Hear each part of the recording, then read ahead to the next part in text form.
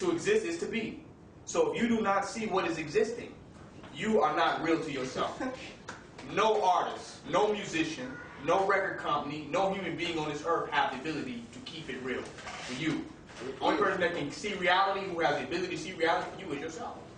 Once you know that, then we come into what you call self-realization. Self-realization, if you break down the word realization, is real in it. Self-real. Then realization. So it's the process of being able to see reality dealing with self. When you reach a level of self-realization, your self is at a level of seeing reality. So what is being conscious? Consciousness is the ability just to see reality. It's not necessarily being able to see people's auras, or to see if people's chakras are lit up, or to get to smoke 10 blunts and look at reality from being high. That's not consciousness. Consciousness is nothing but the ability to see reality, to see things for what they are, and to make a decision. You can now make a conscious decision after seeing things for what they are. That's all consciousness is. Now, consciousness doesn't mean that a person has dreadlocks, or that they're even wearing a red, black, and green flag. That does not make them conscious. They can do all of those things in a very unconscious way. All of those things. But what makes them conscious, out of consciousness, some people can choose to love their people more. Some people can choose to see how the universal laws relate in human interaction and human relationship, and that if they work together and help their own people, that they're going to grow faster. So they can choose that out of consciousness, but they can choose those same things out of unconsciousness. So if they choose it out of unconsciousness, they're not keeping it real. Because if you are really consciousness, you can see right through them and their facade. You can see right through the false images that they're giving, because you know what reality is, because you have self-realization. You have self-reality. So now, once we reach a level of self-realization, now we have the ability to acknowledge and observe phenomena based upon our meaning, based upon the definition that comes from ourselves, of what we know ourselves to be. That's integrity. You have principles within your mind that you live by. You have standards within your own self that you live by. And now you judge reality and the people you associate with by those standards. You don't make any compromise.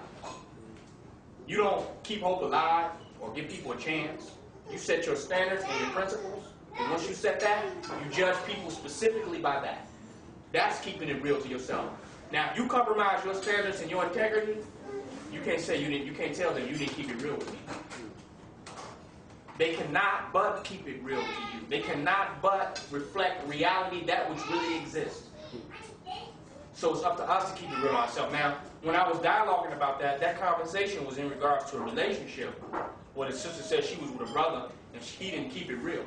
And I said, that's what made me really go into that subject matter, because I was like, well, you had a problem with seeing reality?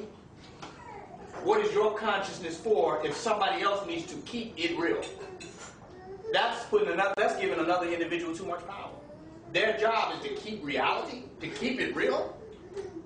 That's a lot of power to give off to somebody, man. Whether it's a music musician, a music artist, a musician, a rap artist, you put a lot of power in their hands.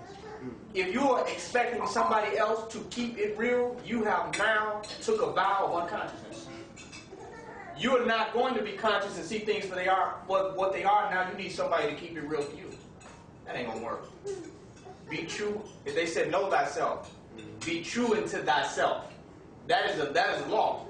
You got to be true to yourself. And if you're true to yourself, you reach a level of honesty where you can see other people for who they are. You're not expecting them to keep it real. When you reach this level of consciousness, people ask, well, they always ask me, do you trust anybody? And I say, no, I don't trust absolutely anybody. I say, well, that's kind of evil. You don't trust anybody. I say, well, why do I need to trust people if I can see people for who they are? Trust means that you have an inability to determine and make a calculated, to come to a mathematical calculation of what their behavior is going to be. That means you don't have the ability to scientifically observe reality and come to a right conclusion. You have to trust now and have faith. When I said, when you sit in a chair, do you trust that the chair is going to hold you up? Would you sit in a chair that you trust was going to hold you?